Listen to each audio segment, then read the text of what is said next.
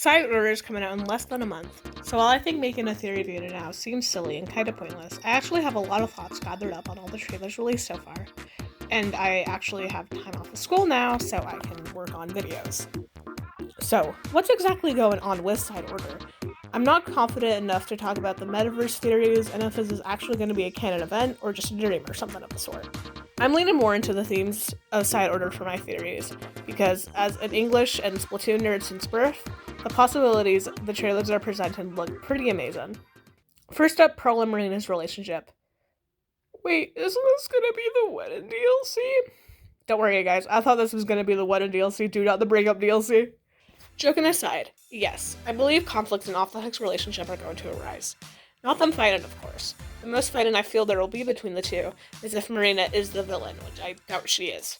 But Pearl and Marina have this issue in their relationship. Marina mentioned in the Splatoon 3 CD interview how she is failing to make music on her own because Pearl is visiting with family. This is a creative struggle, but Marina is a creative person. As a creative myself, it is a heartbreaking feeling to not have motivation or reason to create art. I feel like this is what's similar to what Marina is experiencing, because Pearl has been away physically from her life, and Marina assumes this creative block will be over once Pearl comes back. But it doesn't seem from the trailers that Pearl knows where Marina is, seeming that she just got home from a trip and was shocked not to see Marina home. Don't know what could lead Pearl into thinking Marina is in the Tower of Order, but I guess I'll see in less than a month. My main theory is that Marina will learn how to create music without Pearl, and Marina can stand on her own 2 feet as an independent musician. Pearl may join her, but I believe it'll be a stronger story if Marina could learn how to make music without her. I'm not saying they wouldn't be in each other's lives, don't worry. I think they'd still be friends, girlfriends, because it's obvious how strong their bond is. A stronger, healthier bond, though, is being able to create art by yourself, for yourself. Well, for this scenario at least. That's all I have to say about this. If there is a Pearlina kissing in Side Order, I will explode just so you... Second up, the villain. So, the villain of Side Order. What random character can I put it onto this time? Little Judd? No, too much association with Grisco. Marigold? Nah, save for Splatoon 4 main and tag. Oh, even better, make her the protagonist. Ah! There we go. That sunken scroll of Glenn Fiddler. Okay, if he's actually the main villain, I will die, because you're saying I have to kill a guy named Glenn? So, why do I think Glenn is the guy we're beating up? Well, one of the reasons is that he's in the Sunken Scrolls. The rest of the Sunken Scrolls assist with world building. They give us insight on the shopkeepers, idols, and just general stuff about the setting and time period. You could argue that this is just giving us world building for the tower and the test dummies, and yeah, you're right, but this shows up in the poster Side Order. While I am one of the 7 Agent 4 fans who think this is them, the group does look similar to the test dummies. While all enemies have red eyes, and this is a very narrow connection, it is a possibility, and all possibilities go on the board. Also, I think it's odd that this character has a model.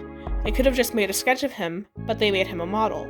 So I feel like it would be a waste of time if you just used this model for Sunken Scroll.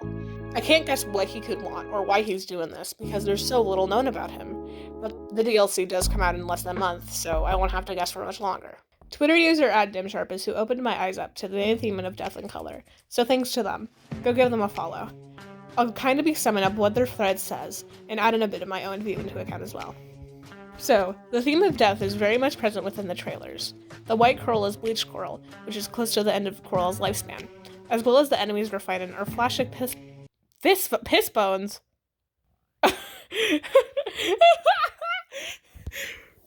As well as the enemies we're fighting are plastic piss bones. Okay. As well as the enemies we're fighting are little plastic fish bones, coated in black goo. And I think it's important to know when coral dies, it becomes a blackish brown. This may not be super important, but I would like to know how the enemies are plastic. Plastic has been polluting the ocean for as long as I can remember, and it has never not been a headline since I was born. Plastic in the ocean has been killing sea life, so the fish bones being plastic may be in reference to this, throwing the theme of death out there even more. Another symbolism is dead fish. Yes, an entire character. So, dead fish, or oct, is a sanitized octolith. Sanitization basically turns one into a zombie, dead but still walking around and breathing somehow. I'd like to argue that dead fish is half sanitized at this point, since they are able to properly talk and have this bandage on their arm, seeming as if they are trying to get the sanitization out of their body. They are still mostly expressionless though, having the same kind of expression throughout all the promos we've seen. Dimsharp says that dead fishes in development will be learned how to live again, and I agree with this. It would be a very satisfying conclusion to their story. Dead Fish's arc could also help out Agent 8 and Marina, who are most likely having the struggle of what does it mean to live as well. I believe that color in the Splatoon universe symbolizes life, being fresh, and the fun life Splatoon has to offer after the freaking apocalypse, and many wars, and many tsunamis. Like, oh my god, Splatoon is really the weirdest post-apocalyptic universe in this sense, since it takes the approach of being colorful rather than this yellowish tint and despair most post-apocalyptic things present. That's a topic for a different video, though. Side Order being stripped of color has this weird feeling to it. The main presences of color are interesting as well, because they are all our major characters minus 8. Pearlbot is a pale pink, Deadfish is a bunch of colors mismatched together, and this weird thing is wearing white, but still is colorful. Major characters look off in this universe, and seems as if they are going to restore color back into 8 and the world. I do like this day, and how Splatoon uses this color in an intricate way. So that's all my major thoughts about Side Order. I am super excited for this DLC to come out, and I'm already suspecting that I'll be unable to function for a couple of days. If you like this video, please leave a like or sub if you want. I'm trying to get more videos out when I can, which is pretty much never, but whatever. Thank you all so much for watching, and have a beautiful day or night, whatever time it is for you.